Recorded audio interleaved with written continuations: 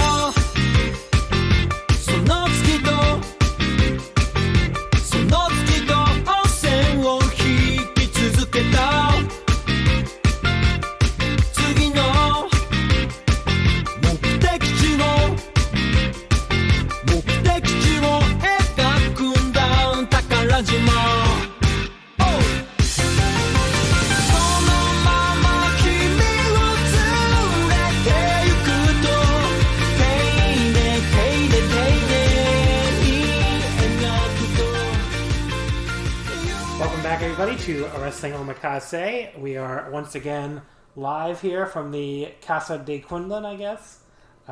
Quinlan's house. Say hi, everybody, Quinlan. Hi, everybody. If you're a Patreon subscriber, you'll remember we did this for Sengoku Lord last month. If you're not a Patreon subscriber, shame on you. No, I'm just kidding. Please subscribe. But we'll get into that pitch in a second. But yes, we're here on the free feed to review the big Summer Struggle in Jingu show. Great show. Awesome show. Show of the year contender, I think. Just an outstanding show. And I guess I gave my opinions away. You can stop listening. You know what I think 30 seconds in. That was an outstanding show. We're going to talk about that. We're going to talk about the 4 King of Pro Wrestling matches from Korakuen. And we'll do a little bit on Strong Week 4. But, Quinlan, how you doing? You're back on the free feed here. Yeah. Which means you don't get paid this time. No. We'll see about that. I'm not paying. I already bought you fucking Dunkin' Donuts. Okay. There's your payment. Everybody, thank you as always for listening, everybody. Quinlan, do you want to say anything to the much larger universe of free listeners? Anything you want to talk about? Or today's show could have had, like, every match been like somebody having a shit finish and getting horrible and being terrible, and as long as Naito won in the end, you would have been like, awesome show, yeah! I thought the show was awesome before the main event. Look at that event, sound you made. Look at this. Look at Audacity while you go. You just blew out their eardrums. I'm sorry. But if the main event had a different finish, I have a feeling you would not be as I would still be happy. I would still be happy. The rest of the show was awesome. I mean, as they kept going with all those heel finishes, I was like, well, either Naito is winning this main event, or Gato is trying to, like, I don't know. Get us into deeper depression. Get us into even deeper depression. But, you know. Although I don't know if the KOPW counts as a heel win with Yano. I guess, you're right. Heelish as in Okada didn't almost win the entire rest of the show. If it would have been a Desperado win, would have been a heel That's win. True. But I guess Yano could. I mean, could he count did cheat, but I don't know. Yeah, it was surprising though. But we'll get into all that. What have you been doing lately? What have you been watching or listening to or anything? I've been watching wrestling. I've been watching. I should hope so. I guess I meant like other things, buddy. Do you want to talk besides about wrestling? Or do you want to talk about anything else? Have you been watching High Score Girl? I told you I have, so I don't know why you're This is for the listeners to talk about. Well, you should have said, so you recently told me you've been watching High Score Girl. The listeners, instead of asking a question you know the answer to. The listeners aren't in the car with us. They don't get to hear all of our conversations. But yes, you've been enjoying High Score Girl. We talked about that in the podcast a bunch of times. It's a great show. I was telling people in the Voice Wrestling Slack that they should watch it because Netflix has this new video game documentary thing, High Score. I'm thinking about catching it. Yeah, I've heard it's good, but people are talking about how great it was. And I'm like, if you like High Score, you should watch High Score Girl because it's also on Netflix. And also, like, if you love nostalgia of video games, even if you don't normally like anime, I mean, that show will be up your alley.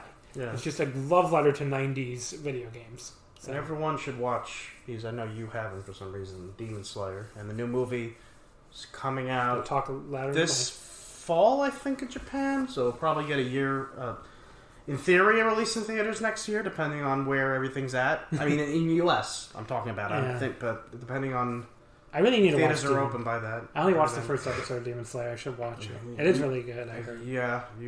Most of my favorite characters, the most popular characters, not come until like halfway through the season, so you'll have to I thought watch. everybody said sister, who's there from the first. She was until a couple other female characters show up, and I think they might be slightly more. I know she was my favorite until these two showed up, and I'm like, okay, I like them better. They're awesome.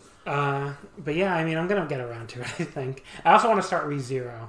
Yeah, I've been telling you that for a while. I haven't started the second season yet, but I know it's not a full season because of COVID, it's been split into two. But I mean, if you went to like we did to Japan, ReZero was like everywhere in like why is the name of the place Akiba? Yeah. Like, well, not ReZero, more Rem from ReZero is like you can't go like 2 feet without seeing her face in a claw machine, a poster, this and that. She is everywhere. She's pretty popular.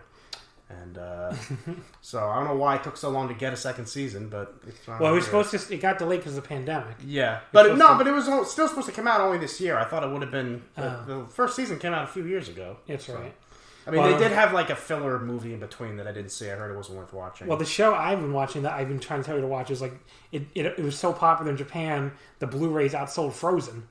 You know what I'm talking about, right? My Next Life is a Villainous, It was like one of the only animes to outsell a fucking Disney movie in Japan, because Japan loves Disney. Yeah. But yeah, Hami Furu's Blu-rays were outselling Frozen 2 a lot of weeks. That's how popular that show is. So that's why it got renewed, right when the first season ended, which does not always happen. A million shows I've recommended to you that you haven't seen. Okay, so, you still haven't watched Dr. Stone. You still haven't watched... You still haven't even finished the new season of My Hero Academia. I know, I should. You got issues. You haven't caught up on... You've barely watched any of JoJo's, and I've told you over and over again, you don't even need to watch Part 1. You can just start in Part 3. That's what a lot of people do. Although Part 2, I think, is worth watching. Part 1 is by far the worst. Yeah, Part 1 bored me. What I was going to say was the Patreon is my life now, and that's a good transition because folks, changing people's lives. I know it's my life. I don't know if I'm changing anyone's life. You're like the Fiend. You change people's lives. That's what I think it was Michael Cole said. The Fiend changes people's lives when he encounters. Can we let's? So you change people's lives. I have to say this out loud because you bring I wasn't going to say anything because you brought this up. I know. How fucking stupid is it that Roman Reigns takes 6 months to come back? We're all excited to see him. Shouldn't surprise He's trying to save us from the worst run of WWE main events probably in history with The Fiend and Braun Strowman. And it's probably up there. It's up there. I don't know if it's the worst. And could be right, I think it's the worst. He could be right. But... The point is, though, he's this cool guy who cared about his family, so he couldn't wrestle and his health for 5 months, and his health. He's a cancer survivor, and we are supposed to boo him. He is the bad guy. We're supposed to cheer, I guess, either the demon clown monster man or the man who attacked the tiny girl. Or the other monster man who just attacked the tiny girl, yes. Those are the heroes of the story. The cool guy who is normal and, looks like an actual human fucking being and that we've all been missing all this time. He's the bad guy. We're supposed to boo him. It's amazing. People have been telling him to do that. I haven't watched SmackDown yet, so he is the heel. Yeah. Okay. No, Paul Heyman's the face now. Trust me, he's a heel. But yeah, it's just funny because people have been telling them to do that Roman turn forever, and they're just like, how about we do it at the exact moment where everyone is dying to see them come back and kick everybody's ass? What if this is... unfortunately, I know the answer to this question. And this is like this is kind of like, as a comparison, how like... Before I say what I say, the only comparison is how Tommy Wiseau now claims The Room was like was planned the whole time to be a dark comedy. Yeah. What if like Roman, as soon as we get crowds back, whoever knows? Yeah, I have a feeling with this character, Roman will get cheered like. Are you kidding? Hell. Who the fuck would boo Roman Reigns against? And now he has Paul Heyman, which makes him even cooler. And I bet like Vince will be like, "Well, God damn it, that was my plan the whole time." Who is going to boo Roman Reigns against Bray Wyatt and the fucking Fiend? You're going to be like, "Get him, Fiend!" Yeah. I like the Fiend. I like terrible matches. It's like, okay, this is like Becky Lynch all over again. I feel like that's what's going to when by the time the crowd. And I was really hoping because in theory it's possible like the first major show where WWE could get crowds back maybe. And have a full crowd is possibly Royal Rumble. I mean, that's not definite. I don't think they're going to have a full crowd by the Royal. Maybe WrestleMania. I thought maybe there was, Roman could have returned there, been make Baron Corbin number 1, someone who you'll guarantee Roman will get cheered against, and then Roman comes out number 2. You could have gotten a huge pop, and then make Brock number 30, and everyone thinks, oh, fucking Brock again, and Roman wins, and everyone This is fancy booking now. Anyway. I know. But yeah, I just wanted to bring that up because you mentioned that. But the actual transition into the Patreon plug. So, folks, if you're not yet subscribed, patreon.com/Wrestling Omakase is where to go.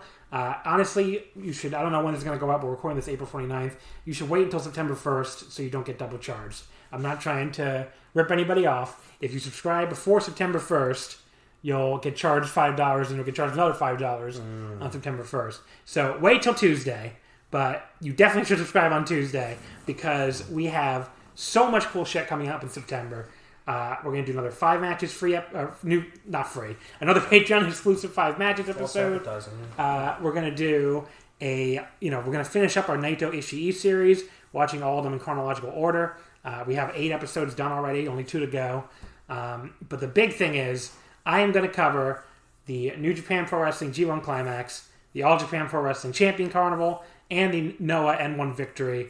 All 3 tournaments running at the same time. We're going to do them all. I might lose my mind trying to do this, but I'm going to make it work. And Survivor Series? No, not Survivor Series. So those 3 tournaments, some will be on the free feed still. Basically, the way it'll break down is like the weekend shows will be free feed. The weekday shows will be like same day on the Patreon. So you'll have to subscribe to it to get the full coverage of all 3 tournaments. So we're going to make it work. I'm going to lose my mind trying to do it, but I'm going to cover all 3 tournaments. So if you want to hear my thoughts on every single match, all 3 tournaments, follow along. It's patreon.com/Wrestling Omakase. We're going to have guests too for some of the episodes on the Patreon too. So, it'll be a great time. I already got a great group of guests lined up for the, for all the episodes with the free episodes too, where we'll be covering the shows on the weekend. So yeah, we got a ton of stuff coming up. Patreon.com/Wrestling Omakase. There's Anime Omakase too, if you like that little bit of anime talk. Nicole and I just did an episode on Hamefura, which people seem to like a lot. So definitely check that out. When are you guys going to marathon Boruto? I don't think ever, honestly. All right, so let's get into these New Japan. 50 episodes behind. I'm catching up. How long did it take to get to the manga again? It was like 100 episodes. The first chapter of the manga was covered after like episode 52. And now I think... So you watched 51 straight episodes of filler. About that. And I know the next arc, then they do the first arc, and then the second arc doesn't... And that only lasted like 10 episodes, maybe less. The second arc in the manga does not start until episode 151, I believe. So it's about like 90 episodes of filler after that. Which is, I'm in that now. But the thing is, it's not nearly as bad as the Naruto filler used to be. That's something. That's definitely something. But I guess when you're writing filler full time, you have to really think of some good stuff. So it's not. You said it's not as bad as the Naruto. I don't think so. What was the worst Naruto filler arc? Was it the Ninja Ostrich? Yeah, that was really bad. Although the Naruto filler doesn't compare to the Bleach filler, but only the one-shot Bleach episodes. The Bleach filler arcs, I remember, could actually be decent. Sometimes even better than the main story, rarely. But their one-shot episodes were the worst things ever conceived by man. One-shot filler episodes. What was the Rurouni Kenshin had really horrible filler too? Yeah. Like the Necromancer's arc and all the that? Necromancers, Divine Medicine, the Circus was okay. The filler arcs or something. Garlic Jr., Dragon Ball Z. That actually looks good now compared to this other stuff. But alright, folks. Let's get into the shows here. Let's start with we're going to start with the 4 King of Pro Wrestling matches from Korakuen just before we get into Jingu, just because I wanted to cover them since they were, kind of important. The first one was the no finisher match. El Desperado defeating Satoshi Kojima in 14-13 by disqualification to advance to the 4-way from at Jingu. I don't know why I just struggled with my words there. I'm sorry. So I'm not going to go blow by blow on these matches because I want to get to Jingu. But this was fun. I thought this was a damn good match. I went like 3.5 on it. I like the part where Kojima blocked a move with something that looked. Oh yeah. He hit it was like controversy. It was pretty early too. Kojima appeared to hit like a lariat of sorts. To it was block, on his arm. Yeah, so to block Despy. And Despy starts going like, come on, DQ him. And the ref's like, the ref's thinking about it. And Kojima does make a little apology. It wasn't really, no. It was pretty funny. But yeah, there was another point where Kojima forgot and started to throw his regular lariat before having to stop. And then Despy poke him in his eyes and rolled him up for 2. I wonder, would Kojima have just won if this was finisher only? Would they find? I think so. That's funny. So the fans are essentially voting on the result. I don't know. If it was finisher only, I don't know. I mean, I wonder what they would have done. I was a little surprised no finisher won. But yeah, the fans really wanted to see it. Apparently, the fans love Desperado, especially in Japan. Like, I mean, I do think that is the more interesting match. The other result is just, I don't know. It just, I mean, that would just be like a normal match. I feel like in a way. Yeah. This was more interesting, and I really loved the match. And then the finish came, and I was like, "Well, that was dumb." But then I thought, "Well, how else was it going to end?" Really? Yeah. So the ref was down. Desperado went for the Pinche Loco. He went for his finisher, which he's not supposed to do. Kojima got out of it, and then Despy hit Kojima with a lariat and like taunted him to do his own, which he did. But Marty Asami revived just in time to DQ him. Yeah. I love the finish. Yeah, you could see him. You could see Marty in the corner of your eye in the background too. So you're like, "Oh no, Kojima, don't do it!" And then he does it, and Marty calls for the bell. But yeah, I went 3.5. This was fun. Match number 2 of the King of Pro Wrestling matches was Toru Yano defeating Bushi in 4:44 to advance in the 2-count pinfall match. This was definitely the better result than the 5-count ring out. Yeah. Because 2-count pins, I've seen them a lot in DDT and Dragon Gate and, that tag tournament at the end of the year always does them, where, like, they'd have, like, a 10-minute time limit of the New Year's Eve I've show. seen that when we went to Japan the first trip, that there was some match on the show we went to, the DDT, like, Young Boys show. Oh, yeah. And they had a match where, for overtime, it was a 2-count. Right, that was the DNA one-night tournament. Yeah. So that was the same thing as the really interesting. And hasn't Dragon Gate done that? Dragon Gate's done it a million times. Yeah, Dragon Gate's done 2-count. Remember, there was like a famous reign. I think it was like Naoki Tanizaki who kept like doing 2-count fall rules when he was Brave Gate champion, and then he like fought Pac or something, but Pac ended up beating him. It was like a match where Naoki only needed a 2-count and Pac needed a 3-count, I think. But Pac still won. Anyway, so we learned there's apparently still countouts. Yano wouldn't get back in the ring, and the ref didn't start counting him out. So it was like you could still win or lose by any other method. It's just it was a 2-count. Yano ended up with his legs taped together, and then still managed to reverse Bushi's Lamaji Cradle into a cutback for the 2-count pin. That was a really funny ending. Yeah, I actually looked down for a second when that roll-up happened. When I heard 1-2, I thought, "Oh, Bushi won," and then I was like, "Oh, did Yano won? Oh, I guess he reversed," and I rewound. I was like, "Oh shit, Yano reversed and won." Okay. It was pretty much exactly what I expected. I thought it was amusing and fun. I didn't really get why people were complaining about it. It was under 5 minutes. Like, people on the internet, like, fun is allowed in New Japan. Yeah. They act like this is fucking a variety. These people act like it's fucking rings sometimes. I'm like, they've had comedy as long as I've been watching. Yeah. Like, what are you guys talking about? Anyway, it just did not wear out its welcome. After a while, you can only have so many 1-count kickouts, right? But yeah, I went 3 stars. This was fun. The third match, the one I was most flabbergasted on, although I shouldn't be at this point because people really hate Sonata. Sonata defeats Sho in 1937 to win the submission match with a figure 4 leg lock. This was easily match of the night. I went 3 3/4. I thought it was a great technical match. It was the best match. Really nice mat wrestling from both guys. This is where the fake crowd noise really got on my nerves, though. Yeah. Like, we didn't mention this, but like this was the first night which the people I think misunderstand the fake crowd noise.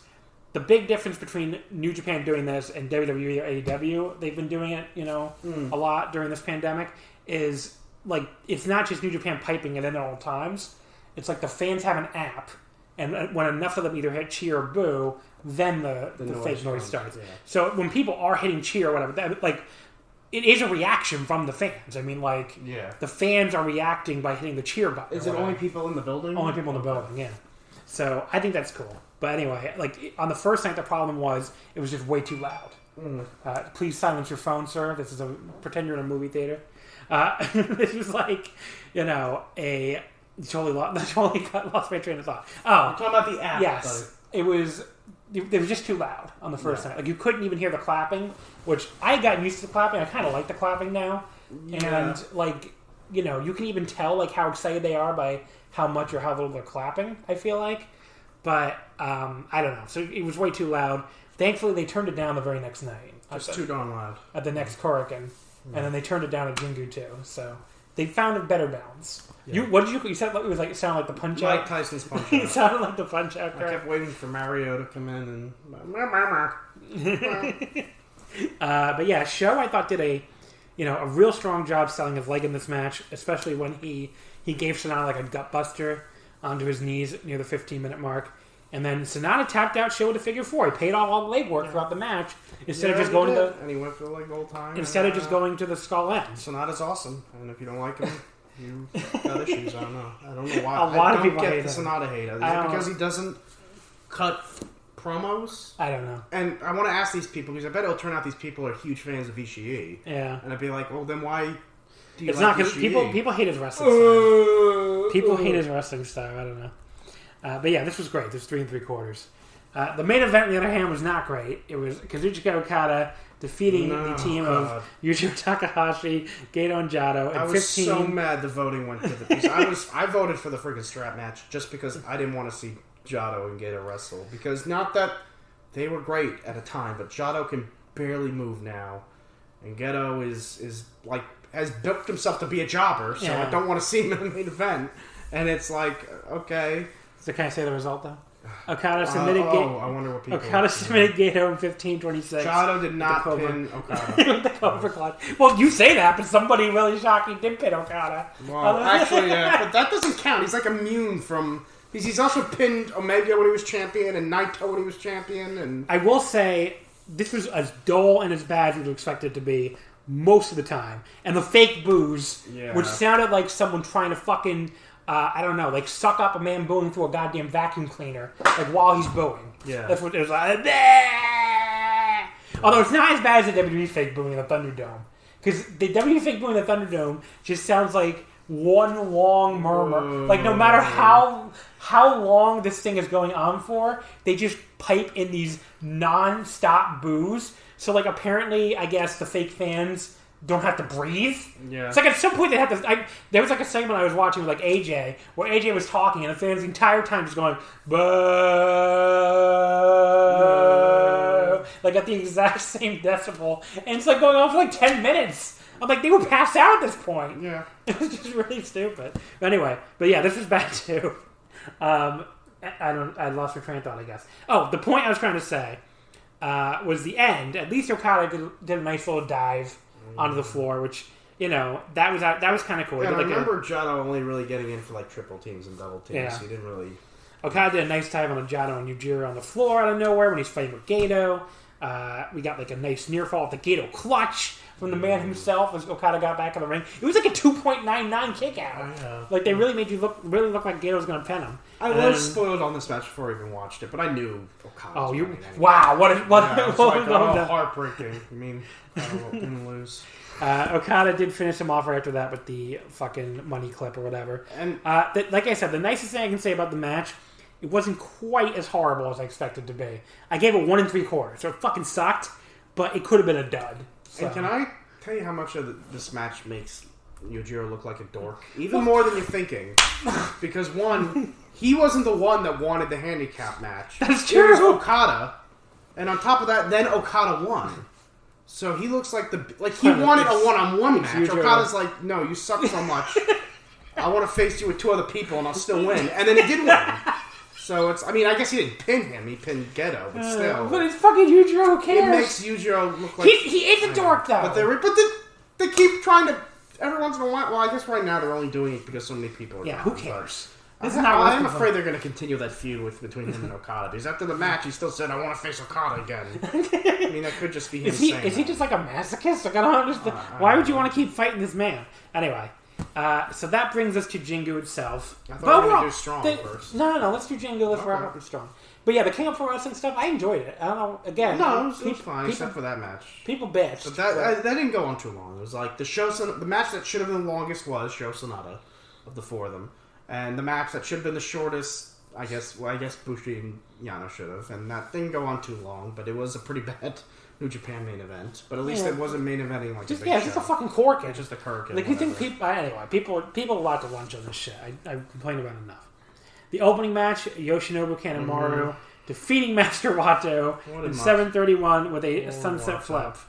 Didn't you want to talk about how you think Wato banged Gato's wife or something? I don't know what he did. I don't even know if Gato's married, honestly. This just looks...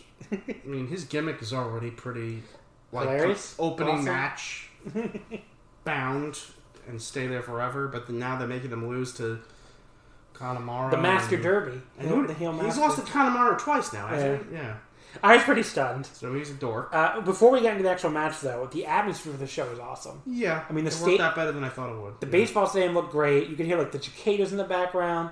It started out with the sun out, and the sun went down. I mean, this was like one of the coolest atmospheres for New Japan show. Everyone was spaced out, you know. Yeah, not like that Tokyo Joshi show I watched yesterday, where it's like it's just even social distancing. They had so many fans packed in Shinjuku Face. Oh, that's not good. But yeah, so the fans were at least clapping loud right from the start when Wato ran wild early. But Kanemaru came back by tossing him into the railing, hit a leg drop into the railing. The early portion of this match was a little boring. You know, Kanemaru raked his eyes, but Wato came back with a nice flying kick and then a corkscrew dive to the floor. You can just jump in here, by the way, if anything I'm saying. This match is like 7 minutes long. What do you want to say? Kanemaru hits I'm just telling you in general, I guess. Kanemaru hits a nice standing drop kick just after the 5-minute call. He goes for a moonsault, lands on his feet, and Wato rolls out of the way. But we got some kind of weird botch after a ref bump where it looked like Wato just lost track of what they were doing. There seemed to be a botch in like every match. So I'm starting to think maybe working out the side, humidity. It's probably like 90% humidity there. Yeah, I think that's what it was. Because it seemed like every match had at least one botch by somebody. Yeah. Kanemaru swings for the fences with his bottle of whiskey, which I guess makes sense here in the baseball stadium. Wato ducked to hit a big kick. Then that wacky like arm driver thing. I don't even know what it's called or anything. That got a 2 count.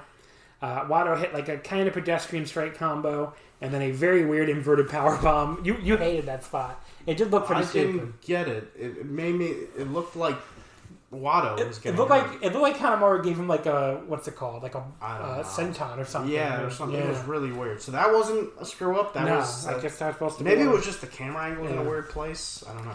And then Kanemaru just rolls him up to the pin. Yeah, which is out of nowhere. Time to win. That was really weird. I was below average. I would say 2.25. Wasn't very good.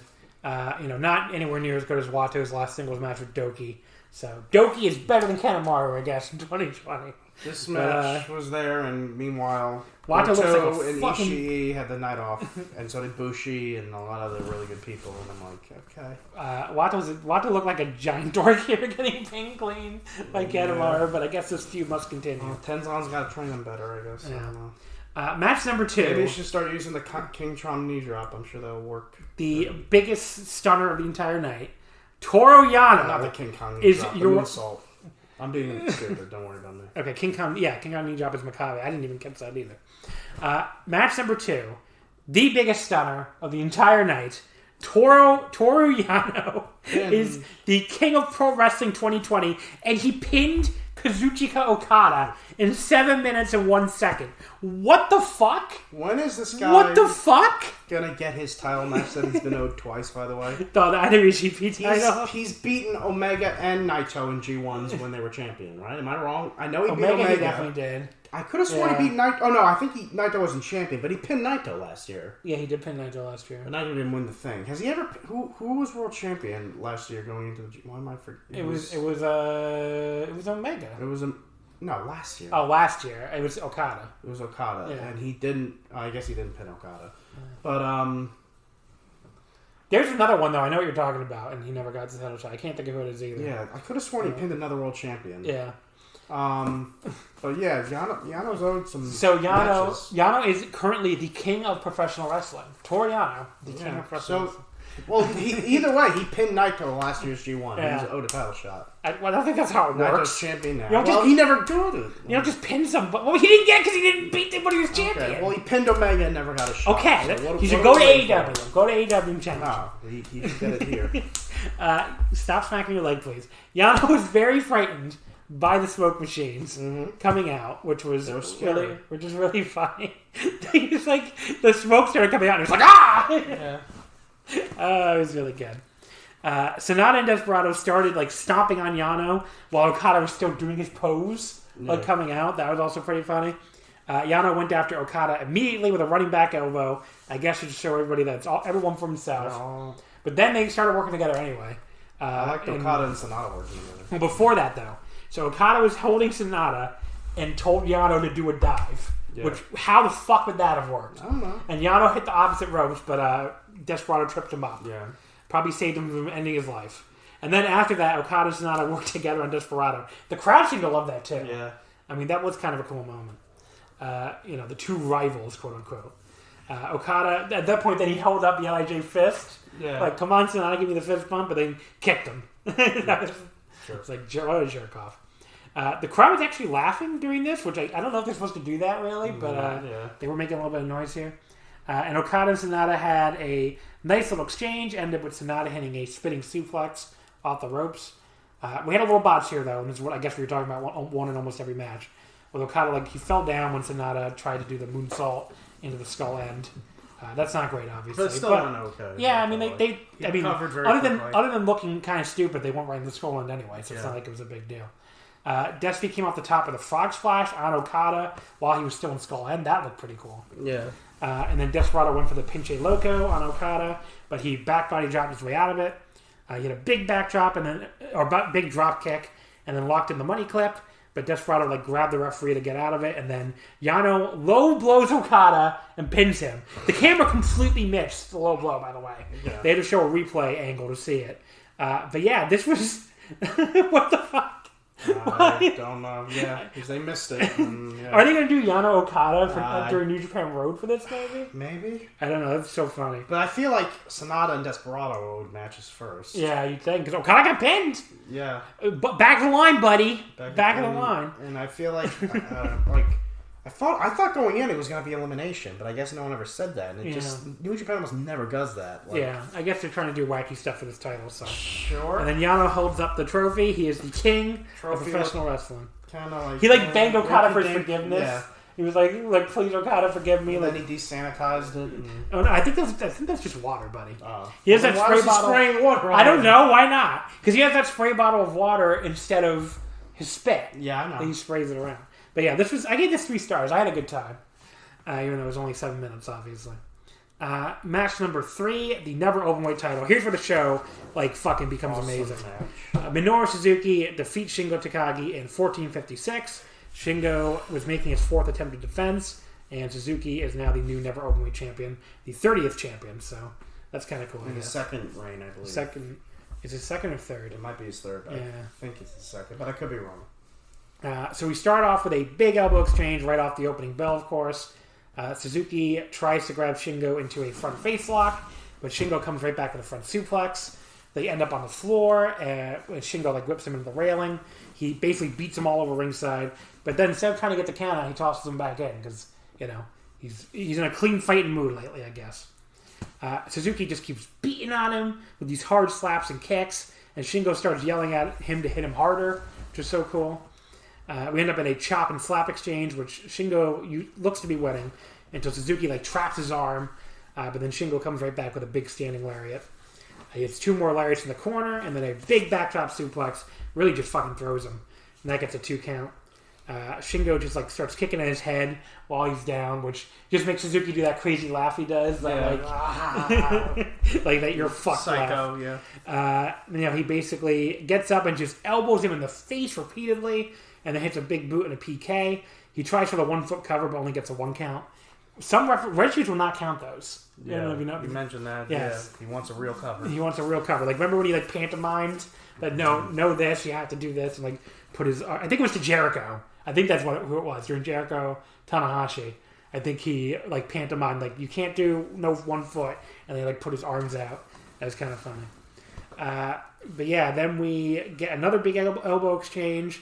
Some great camera work doing this too, just showing the atmosphere. They showed us a shot of it pointing at the sky, and they were showing what the stadium looked like during this. That was really cool. Shingo came back with a lariat against the ropes, tried for another one, but Suzuki ducked and got a sleeper locked in. I couldn't really keep up the action here. They were going so fucking fast, and Suzuki finally got the sleeper again. The crowd tries to clap to get Shingo back in it. Suzuki lets go and goes for the gotch, but Shingo counters with that great, quick Death Valley driver he does, where he just lifts the guy up and drops them all in one motion. Yeah. Shingo gets the pumping bomber, but Suzuki kicks out too.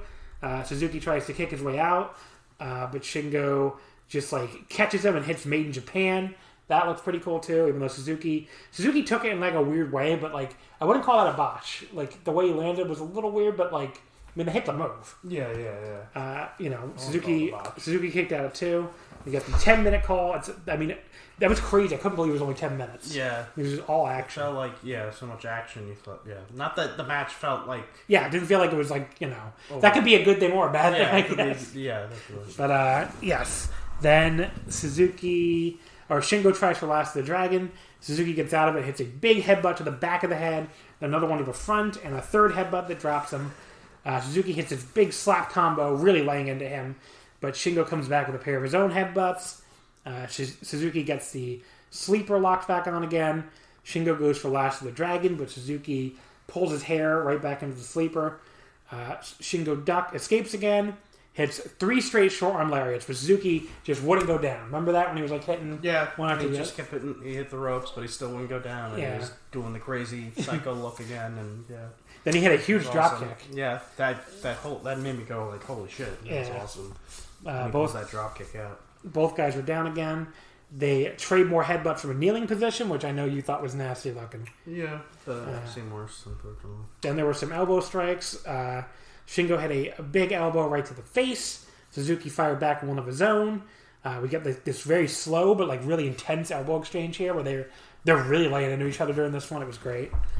Suzuki finally hits another hard headbutt, but then basically gets just making a great old man angry face as they go back into the elbows.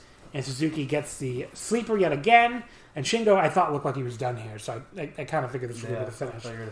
The referee kept checking, and Suzuki goes for the gotch yet again, points to someone in the heavens, probably Karl Gotch himself. Because you're not normally outdoors, I guess. So he was able to actually point up in the sky where Karl Gotch is. And hits it for the win. This ruled. Suzuki... I love that they just let Suzuki win clean. I mean, people complain so much about the evil stuff, and I get it. But, like, there are plenty of other heels in this company that can win matches clean. Yeah. And this was, like, clean as a sheet. Both guys just killed each other from start to finish. I would go 4.25. Yeah. Same rating? I gave the same rating, so... Up next, we have the IWGP Junior Heavyweight title. Another awesome, incredible match. Taiji Ishimori defeats Hiromu Takahashi in 13:30 with the yes lock. It was Hiromu's second attempted defense, and Taiji is now the 87th champion. So he went... Obviously, the story here was Hiromu's shoulder. It was all taped up going in.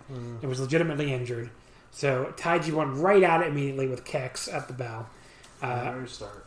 What did you say? From the very start, yeah. We get an elbow exchange, and then both guys just keep running as, Taiji quickly tries to get La Mystica. Hiromu escapes it.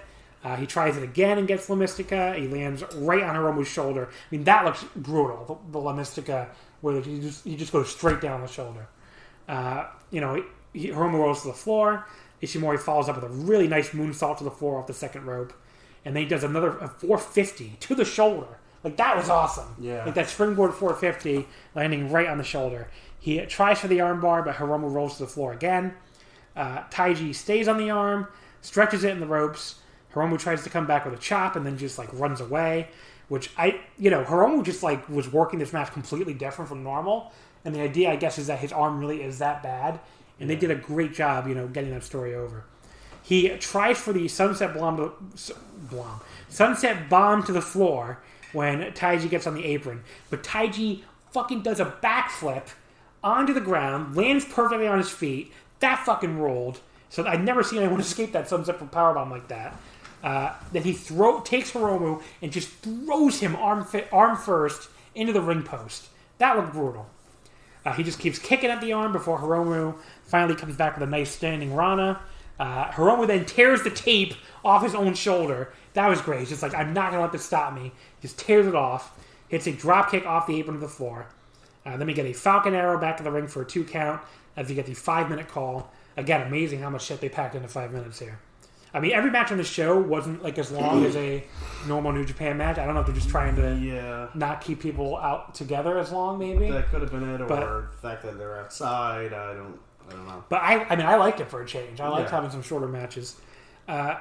I thought this match was a little too short, though. But I thought this match could have gone... But they'll probably go longer when they have a rematch. And I thought they told their story, so... Yeah. Hiromu hits a big lariat in the corner. Ishimori comes back with a dropkick in the other corner. Hiromu tries for belly-to-belly suplex into the turnbuckle, but Ishimori lands on his feet again on the second rope. Ishimori was awesome in this match. I mean, like as good as I've seen him in a long time. That was fucking amazing. Then he hits a reverse run on Hiromu, drops him right in his head. Hiromu, though, comes back and manages to get the belly-to-belly suplex into the turnbuckle this time. Both of them are down again. Hiromu hits the dynamite plunger for a 2 count. Taiji tries to kick the shoulder again, but Hiromu no-sells it this time and hits a big lariat. They trade German suplexes, landing right on their heads. Both guys no-sell, and then Hiromu comes back with a pair of lariats, but can't make the cover because his arm is in pain again. So he's just doing a great job selling his shoulder here, like really clutching it after every cover. And then we get a big reversal sequence ending with Ishimori hitting the inverted lung blower. Both guys down again. Ishimori hits La Mystica again just after the 10-minute call and goes right into the yes lock. Hiromu struggles and finally makes the ropes. Awesome selling by Hiromu here. And then Ishimori hits a crazy low power bomb. That low power bomb was awesome.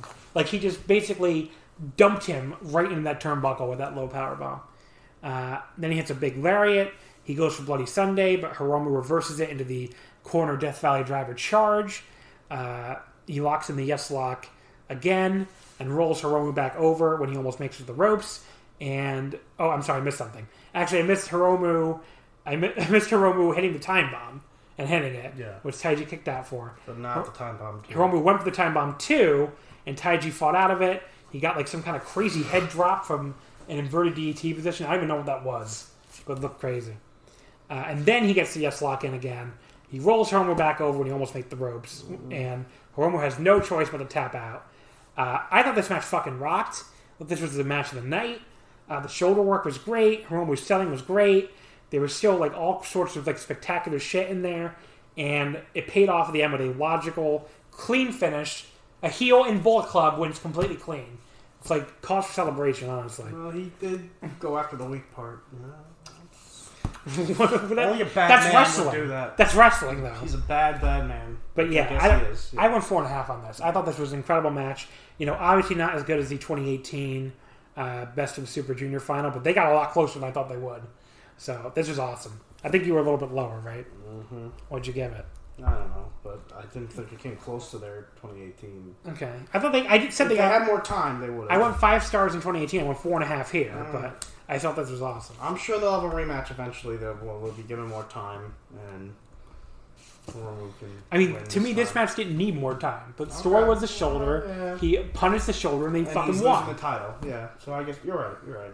As part of this overall, this is one of those matches where you need to know the end of the story, including the next match, which I don't know what the fuck they're going with that. But the 5th match, the semifinal, the IWGP Tag Team title. My fucking heart. The Dangerous Tekkers, Zack Sabre Jr. and Taichi, make their first defense. Zack defeating Tanahashi with the Zack Mephisto, the double team Black Mephisto.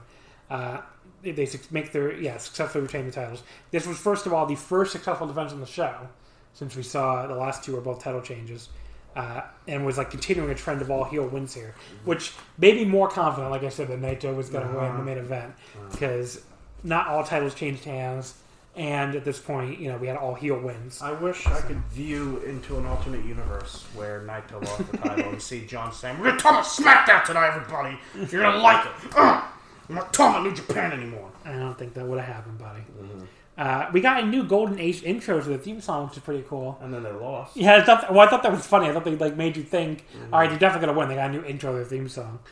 And then Taichi and Zack tried to get the jump on them early, but this time the Golden Age were finally ready for it. Only took them like 15 tries to finally be ready for the Tekkers jumping them from all those like 6-mans and stuff I made. But yeah, so they fought them off, but then Taichi cut Tanahashi off with a dangerous backdrop, dropped him right on his head. Both Tekkers beat them all around ringside. Taichi then choked Tanahashi out with a camera cable. Back in the ring, they just kept working over Tanahashi, mostly choking him some more. This was not the most exciting stuff, but like Tanahashi's typically great selling did keep me engaged, so that's good. Tanahashi tried to come back with forearms, only to get choked some more by Taichi. Tana blocked a lariat, finally managed to crossbody out of the corner, and then was finally able to tag in Ibushi.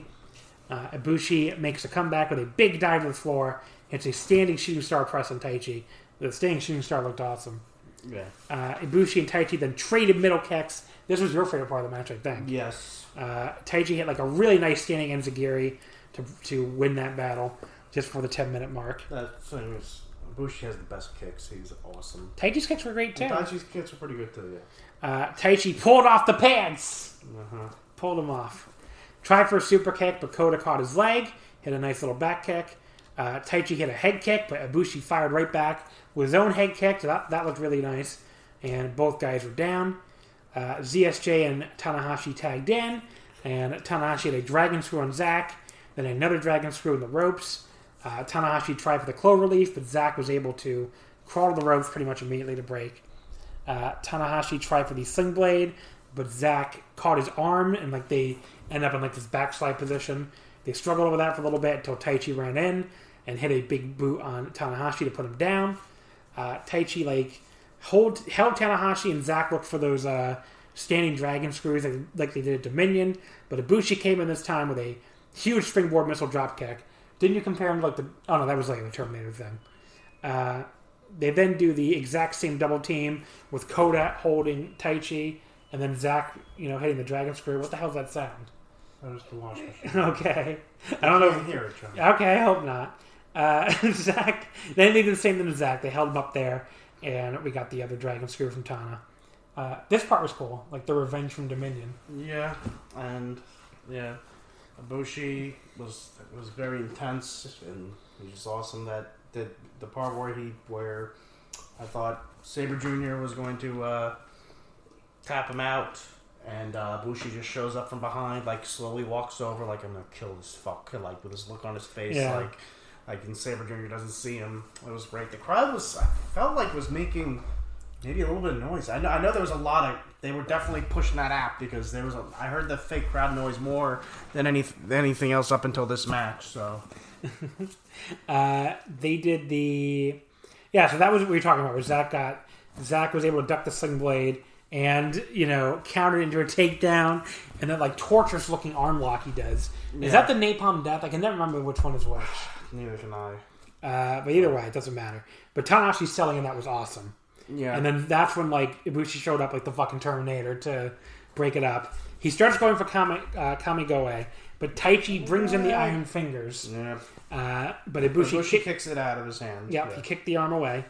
Then he hit a knee strike on Zack, another one on Taichi. They hit the Golden Boy on Taichi. I forget the 15-minute call. Then the Golden Boy on Zack. Didn't you think they were going to win here? I thought they were. I mean, he hit a high fly flow, and I'm like, oh, he's going to go to another one to really finish him off. Yeah, so Ibushi had to dive the Taichi on the floor. Tanahashi goes up and hits the high fly flow cross body to Zack. Yeah. And he goes up again and goes for the real one to the front.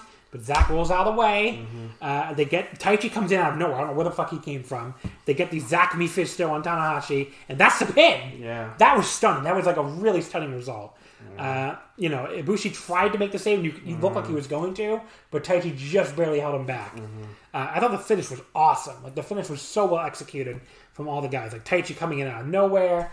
Just barely holding Ibushi back at the last second. Quinlan's giving me a dirty look because he's very upset his boys didn't win. But this was a great match. I mean, I didn't think it was quite as good as Dominion, but it was still pretty awesome. Especially once we got past the kind of boring opening portion. I thought it was better than Dominion. I went 4.5. More competitive. I went 4.5 at Dominion. I only went 4 stars here. What would you give it? Possibly 4.5. I don't know. Oh, okay. 4.25. I mean, I would have loved it even more if they had won, but it was still a great match. I can't deny that. Okay. But I thought it was just maybe it's part 2. While the first match was part 1 in the story, this was part 2, and maybe... I mean, I don't know if they're even going to do a tag league this year, and if they do, it's far away, but, I mean, I don't know how they're going to handle the end of the year, especially post G1. I mean, I don't know if they're going to try to fit in a Best of Super Juniors. I don't know if they're going to do just the Junior Tag League. We don't know. Junior. If you have to pick one for between Junior Tag League and Best of Super Juniors, I don't think anyone will be like, "Not doing Junior Tag League. Let's just cancel it." Justin, fuck off. My favorite part of the year. That's like the one. That's like the one thing no one cares about. So if you guys want, well, no one cares about the World Tag League either. I think they care a little bit more. Probably a little bit, yeah. It's been okay the last couple of years. Yeah, right? But I mean, I would take this is getting off topic, but I feel like Maybe just skip the junior tag league this year and do best Super Juniors, but it's up to you guys. But yeah, I love the finish. Tanahashi just couldn't quite get the job done. He's still, I guess he is too old. Like Dangerous Tekkers are an excellent heel tag team. Yeah. I just was mad that they lost their tag titles in their first shot, Tanahashi and Bushi, in their first defense. And I felt like the tag titles are getting bounced around too much. And, they did retain. They're trying to, I think, build them up. And I think having Tanahashi and Ibushi feud for them makes them look more important than it was just always the same three tag teams. Even just having Zack and Taichi with them makes it more important. You'd always just be Guerrillas of Destiny, War Machine, and who was the other tag team that was always fighting for those things? Killer Elite Squad. Killer Elite Squad. Yeah. All right. Well, anyway. So, good match, though. I liked it a lot. Yeah. The main event for the IWGP Heavyweight and Intercontinental Double titles. Some weird parts of this match. Tetsuya Naito defeats Evil in 26-20 to become the 72nd Heavyweight Champion and the 26th Intercontinental Champion. People happy now. Evil's second defense of both titles. Evil's reign of terror, as people are making out the day, is over. I want to take a victory lap on this. Who the fuck, after Sengoku Lord, on this podcast, which most of you did not hear, unless you're patrons. If you are, again, thank you.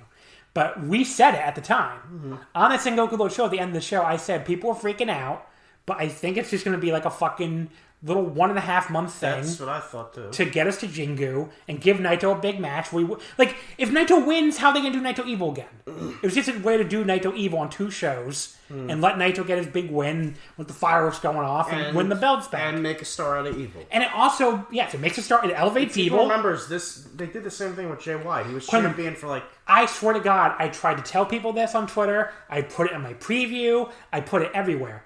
Jay White 2019. He wins the title. He loses on his first defense. And that's happened a lot of times. Tetsuya Naito 2016. Yeah. He wins the title. He makes one defense. He loses one successful defense. He loses back to Okada. Loses back to Okada. Even Okada's first reign in 2012. He beats Tanahashi. He makes 2 defenses this time. Naito and Goto, and he loses it right back to Tanahashi. They do this all the time. They've done this many times. A lot of heels' first title reign is short. It's just the fact that they win the title makes them a star. Yes. And usually they win something like a cup or whatever going in to make them even more of a star. Which Evil did. People need to learn to listen to them. From there. Yeah. Or listen to us, because you said the same thing. Because I'm sorry. I knew Evil wasn't going to he was going to win it, probably drop it before the G1. Can we get... This is going to go into the John was right folder. Because I called this... I called this too. You called it too. I mean, I wasn't 100%, but I thought the odds are Naito's probably getting both titles back. But now we have a contender for Evil. We could say, hey, maybe he'll get a rematch against Naito, win the G1. He's one of those names in the G1 that could win. Yes. I mean, like Jay was right after he dropped the title. And he had a really good record in the G1 that year. They elevated a new top heel. Yep. Which they desperately needed because there's no top heel in the company right now with Jay White gone. Because he's gone. And even when he comes back, I think he's turning face. But that's another. Yeah. We can get to that later. But yeah, I mean, this did exactly what it's set to do. And Naito's got the belts back. People need to calm the fuck down. I said at the time. I mean, me of all people, I tried to tell you there was nothing to worry about. Even if Naito had lost here, I thought he was going to win the belt back on a 3rd try or something. So I wasn't going to be going to freak out that bad. But he won it here. I mean, that's it. It's like, people need to calm down. Who's winning the G1, though, do you think, by the way? Maybe Hiromu. Wouldn't that be crazy? It would be. And you finally get Naito Hiromu at the Dome? I feel like you're dream booking for yourself now, John, but I would be happy. But the only thing that makes me Gedo does not go on Twitter. What does Tushan Shoale think? That's what he wants? That's what I do. He's not going to do that. That's what they want. But yes, maybe lose my train of thought. But they can't do Naito Okada. Why would they? With a fucking 5,000 seat cap, it's got to be something else. You think they're still going to have a cap at the Dome? Yeah. I don't think they're going to have that cap lifted by January. It could be Ibushi. It could be. Unless they're going for the tag title. You could do Naito Ibushi. You could do Tanahashi too. Yeah. Yeah. There's a lot of people it could be. Yeah. It's really hard to predict right now in this environment, I feel like. Yeah, I agree. But yeah, so Chris Charlton, as Naito was coming out. By the way, we had live English commentary for the first time in forever. That was nice. As Naito was coming out, Chris was really pushing that Naito was here 21 years ago in left field, 6th row, seat number 5. Watching that outdoor show. So which another thing I thought was another reason why I thought he was winning here. They really were pushing that heavily.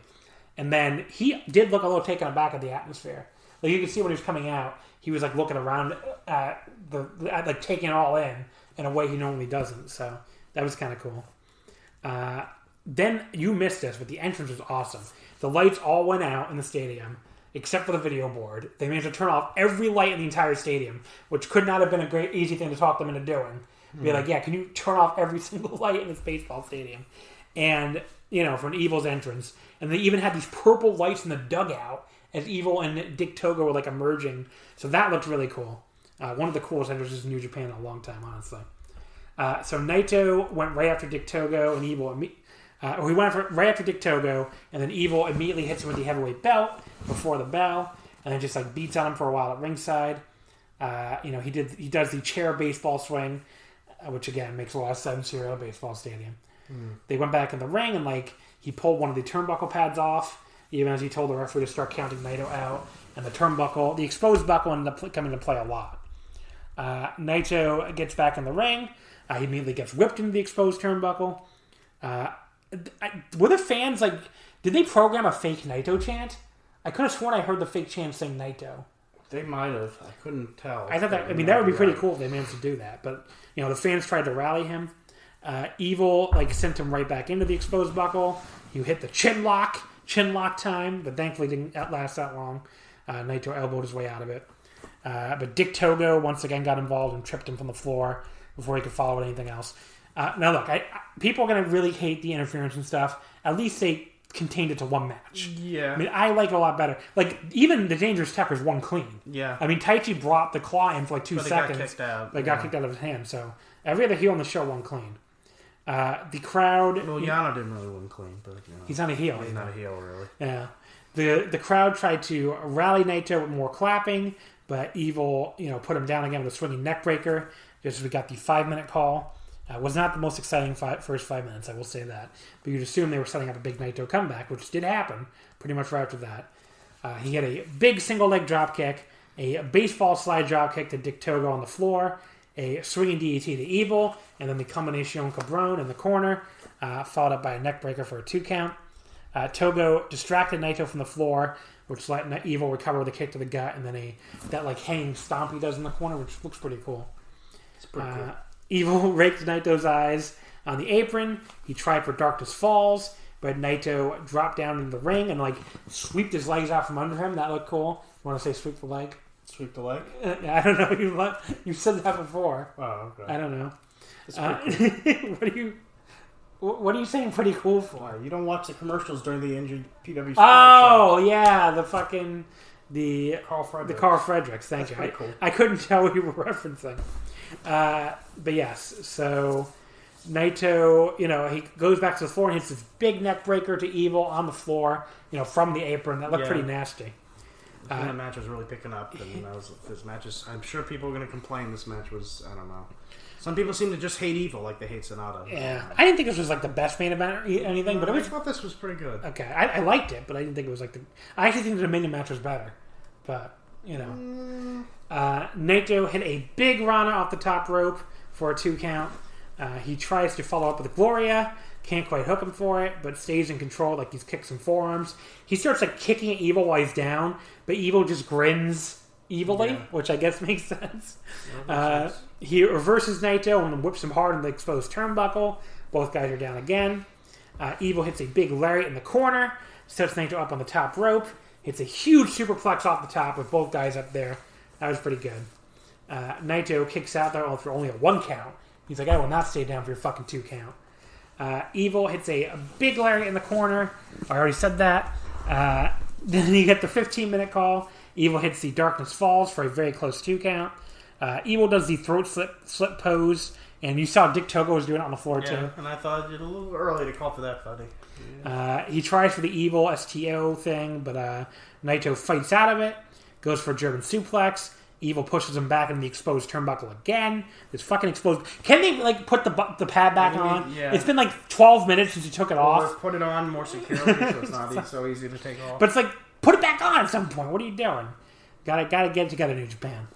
Naito comes back with a nice swinging DDT. Both guys down again. Naito hits this really cool rolling capo kick, where usually he hits that as kind of like a counter move. But here he got this awesome like running start and like ran into it. That looked really cool. Then he hit Gloria and dropped Evil right on his head. Hit a big DDT and went for Destino, but Evil went to his eyes to block it, and then Dick Togo hit him with a chair from the floor. Evil went for the Evil again, but again Naito fought him off. He hit these multiple elbows right to the side of Evil's head. Those elbows look cool. Because, like, he still had Evil's wrist. He was just, like, hitting elbow after elbow. Like, they looked hard. They looked, good elbows. I don't know what else to say about them. The crowd was, like, really trying to clap to rally him here, too. Naito just keeps pounding away at those elbows as he holds on to the wrist. But Evil finally ducks one, and Dick Togo gets up on the apron. And this was the weird spot, the botch, I guess. Naito, I guess, was supposed to collide with Red Shoes, but he just kind of stumbled and fell down. So that didn't look good. I don't know why he didn't get right back up, but he did, and he just stayed down. There was a lot of... something weird happened here. Like, everything about that, I was like, what? I don't know what was supposed to happen. Yeah. I don't even know what went wrong. This is why I couldn't go 4 stars, I think. What? So who messed up there? I think Naito collapsed. I don't know. And why did Naito collapse? I don't... Was he tired? I have no idea. Was it the humidity? I know they're pouring water in him, like, as soon as the matter... And I don't know, maybe the humidity got to him, and he really was just, like, out of it, and just, like, fell. I mean... But it resulted in Evil just like...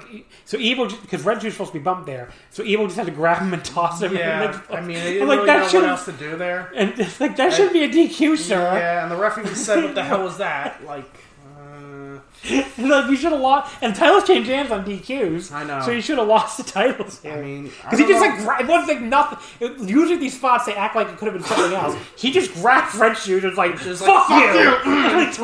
Yeah. Toss him I don't like you. Come here. Toss him in the exposed buckle as hard as he can. Dick Togo comes in and stomps on Naito. The fans cue up the booing. They're mad. Yeah. Naito, they hit the Magic Killer on him. But Naito's got friends. This time, the real Bushi runs out. Not fucking fake. Not big Bushi. Where you thought for a second, there's no way in hell that man is Bushi. Did he eat Bushi? Like, I don't know. Yeah. So he fights them both off. He fights off Evil and Dick Togo. Eventually. Gato comes in. Yeah.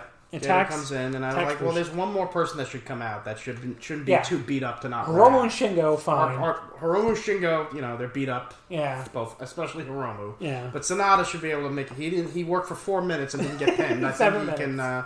7 minutes. I think he can... I think he should be recovered by now, and he did run out.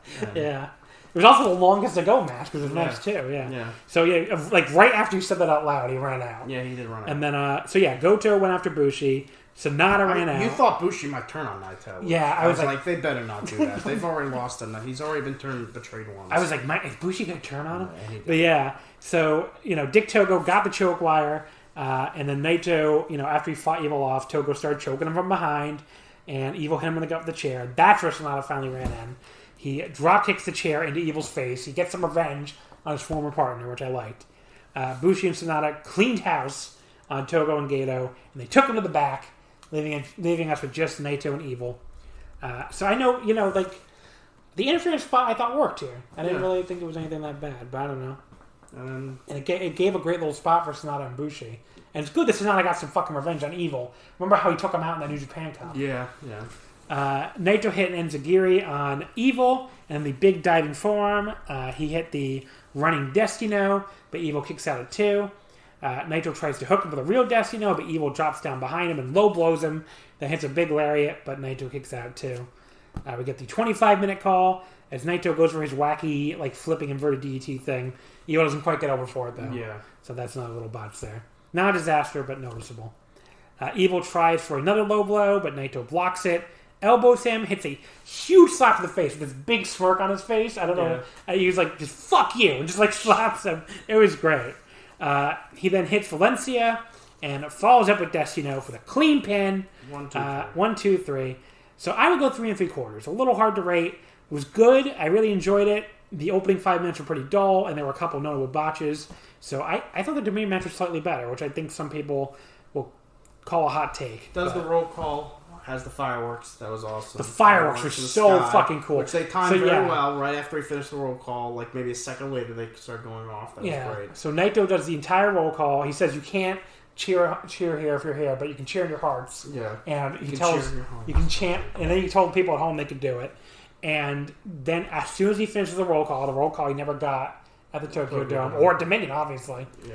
And he points, he kind of points, not really, but he just kind of points at in general, I guess. And then the fireworks start going off. Yeah. It's a great fucking scene. He does the pose, fireworks go off in the fucking sky. It's like, look, this is what we wanted, basically.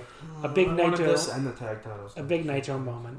So, but I like the way they did the show. It's like heels keep winning all these matches, and you're like, oh, this is a downer. And then fucking Naito overcomes evil and wins. Okay. He overcame evil. All right, he did. He beat evil back. And then we're gonna talk about. I thought this was an outstanding show. I mean, I really think like show of the year contender. I think like only 6 matches. Everything was good except for that opener, probably. I thought this was outstanding. So hopefully the people who are like, New Japan's dead, the era is over. Guess what? This show is better than half that shit from 2018. You people slurped up with Kenny Omega's champion. Anyway, there we go. So Naito once again the IWGP Heavyweight Intercontinental Champion. Mm-hmm. So let's wrap things up here with a very brief discussion on Strong Week 4. Just going to go through the results really quickly here. Because I thought this was the weakest episode of Strong. So before the first match, I don't know, other people are probably thinking this, but the short Jay White interview at the very beginning makes me think that he's possibly turning face, which I think will be a good idea. Because what made you say that? Well, not just the shirt. I mean, he was wearing a shirt that it's hard to boo a guy who's wearing he's wearing the Black Lives Matter shirt. I mean, but that's just his real opinions. I know, his real opinions, but... He said, well, first of all, he said, I can't wait to get home. He said something like, he called Japan his home. And I feel like if he was heel still, if he was staying heel, he wouldn't call Japan his home. He'd be like, oh, that damn country. I mean, he wouldn't say Japan is like a great place to live. He wouldn't call it his home, especially when he's not actually living there. Yeah. And also the way he mentioned, he said something that suggested he's not down with Evil being made the leader of Bullet Club. In his he said like he has stuff to take care of. Stuff to take care of. There's some, I don't know what to say about the stuff going on there. Something like that, which makes me think when he comes back, it may not happen right away, but he will turn face and feud with Evil. I feel. I would be into that. I would be into that. I think he'd be. I remember him when he did his ROH run. He was awesome. I think he's better as a face. So. And I remember as a young lion, he had some great matches. Yeah. So, but I would be 100% supporting a Jay White face turn. Yeah, so we'll see. The opener was Danny Limelight beating Jordan Clearwater in 5:58 with the Symbiote DDT. I thought this was a pretty basic opener. I would go like 2 3/4. It was short. Neither guy looked really awful or really great. But I think Danny Limelight is really good. Okay. But pretty standard US Indie match, I think. Pretty good. He's like the opposite. He's like the doppelganger Flip Gordon. He's a Marine that jumps around, except I believe, I don't know this for sure, but I would like to think he's smart enough to know the Earth is round, not flat, and his matches are better. But. Match 2 was Mysterioso, Barrett Brown, Blake Christian, and Adrian Quest beating TJP, ACH, Carl Fredericks, and Clark Connors. Mysterioso pitting Connors in 12:04 at the MSO. This was a lot of fun. This was fun, although I thought a little too many people for such a short match that no one really got to shine. A couple people. Barrett Brown got to shine, I thought. Yeah, some of them real good action. Barrett Brown's like this Texas indie guy. He was in there for a long time for his team, and he looked good. Yeah. They're both getting beat on and getting some offense. Clark Connors was awesome. And they're building a feud once again. Now Fredericks and Mysterio, right? Mysterioso, yeah. Mysterioso. Yeah. So they're going to face each other one of the 2 shows. Yeah. So they kept. I guess I wrote this down for the main event, but so this was Road to Fighting Spirit Unleashed, and then Kevin Kelly kept saying on the Fighting Spirit Unleashed tour, but like 2 shows is not a tour. Yeah. And they're not touring anywhere, so it's very weird. Yeah, it's just a very weird statement. He kept saying that over and over again. Yeah. But I mean, I'm sure that's what they told him to say. I'm not saying it was bad or anything, but like it just was weird. But yeah, so the Fighting Spirit Unleashed shows are going to be next week and the week after, with like a bunch of big matches. Kenta versus Jeff Cobb for the contract. Carl Fredericks versus Mysterioso. The 2 big guys, Hikuleo and Brody. Brody Lee. No, they're going to have trouble booking him. Is it Brody Lee? What the hell's his name again? Why am I blanking on this fucker's name? Brody King. Brody King. Thank you. Brody Lee's such a... Brody Lee is in Dynamite. He's the TNT World Champion. Okay.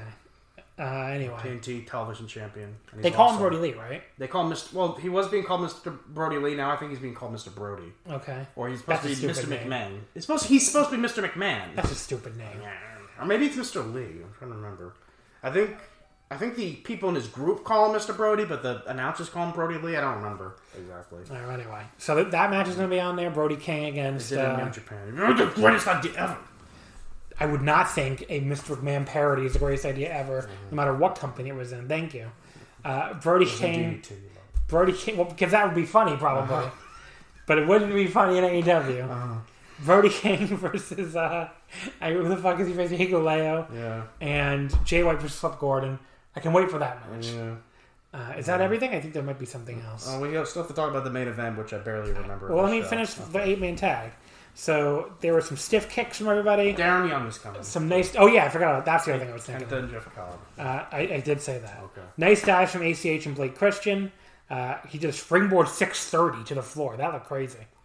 And then TJP and Quest had a bit of an awkward sequence with a weird, slow tombstone reversal. Didn't look great. I don't know why people say TJP is so good. He's not. He's fine. He's okay. Is that guy coming with Darren Young, by the way? No, I don't think so. No one knows what you just pointed at. Well, I'm pointing to my Bob Backlund biography. TJP, no, I already said that. Good match overall. Yeah. 3.5. Definitely match of the night. It was fun, yeah. And then the main event was there. Yeah. Main event, PJ Black losing to Chase Owens. Am I supposed to know who PJ Black is, really? I guess he's saying some ROH. Yeah. When? From last year. Was he even on the MSG show?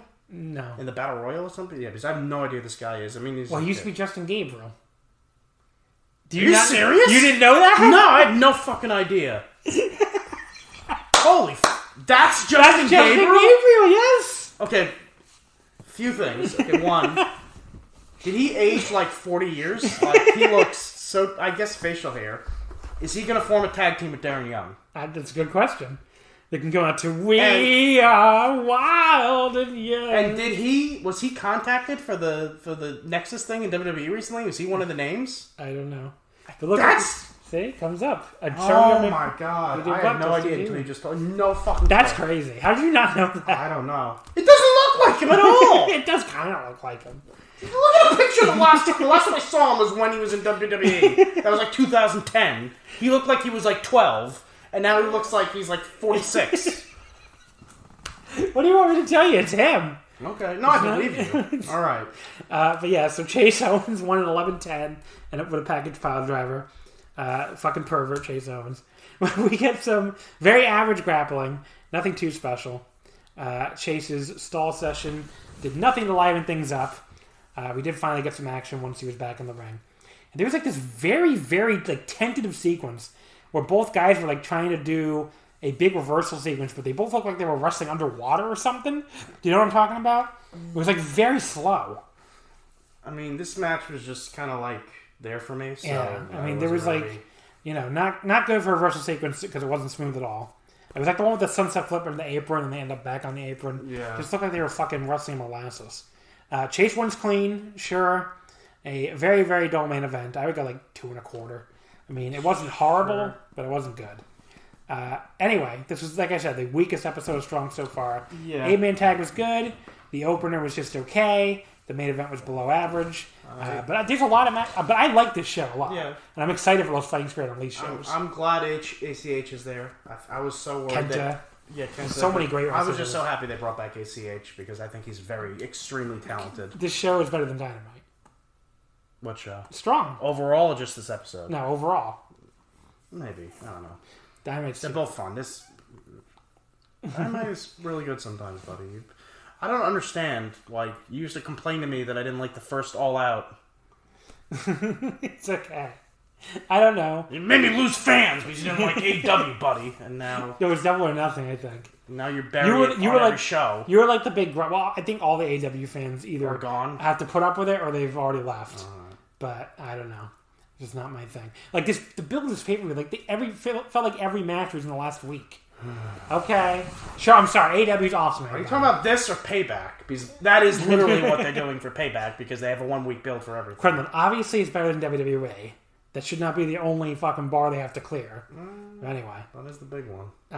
So we can wrap things up here. Quinlan, I know you got many plugs to make, so plug all your mini projects. I don't have anything. I guess Twitter, but I don't even go on Twitter that often, but I'm there. Do you want to I'm _ Quinlan. Yeah. Why I know this more than you, I never have any idea. But anyway, folks, I guess that's pretty much it. Thank you as always for listening. I don't know what next week's episode will be yet. I haven't planned it out. Well, payback is coming, John. So why would I review Payback is coming? Why would I review Payback 6 days late? Okay, then. I don't know. I could do a pre-show for All Out. You could. We got that. I'm not doing. Then you can spend $50. Folks, I am not doing All Out. I'm going to tell you that right now. Okay. The phone's ringing. I don't know what that means, but anyway, folks, Hilton's calling me. I don't know why. Who's calling you? Paris Hilton. I don't know. Hilton. All right. Anyway, can I plug my Patreon, please? Sure. Patreon.com/Wrestling Omakase. Definitely, like I said earlier, we're going to do the G1 Climax and the Champion Carnival and the N1. I'm going to die, but we're going to make it work. So definitely subscribe on Tuesday. Why are you looking at me like that? Are you looking at me like you want me to wrap it up? Is that what you're saying? Are you my director? You're saying wrap it up? Is this the fucking Oscars? Are you going to start playing a song? Are you looking for that Oscar song? What is that song they play? I don't even know. They always play something different. Yeah, oh, okay. Just wrap it up. Anyway, so folks, you can follow us on Twitter at Wrestling Omakase. Wrestling would not fit. And folks, I want to thank you as always for listening. I'm going to beat Quinlan before he gets to the wrap it up song. So, unless he gets to... Well, this is literally called Wrap It Up, so never mind. Okay. Anyway, folks, thank you as always for listening. Check out the Patreon. Check out the Twitter. And we'll be back. Check out the Twitter. And we'll be back next week. And we'll see you next time. Bye-bye.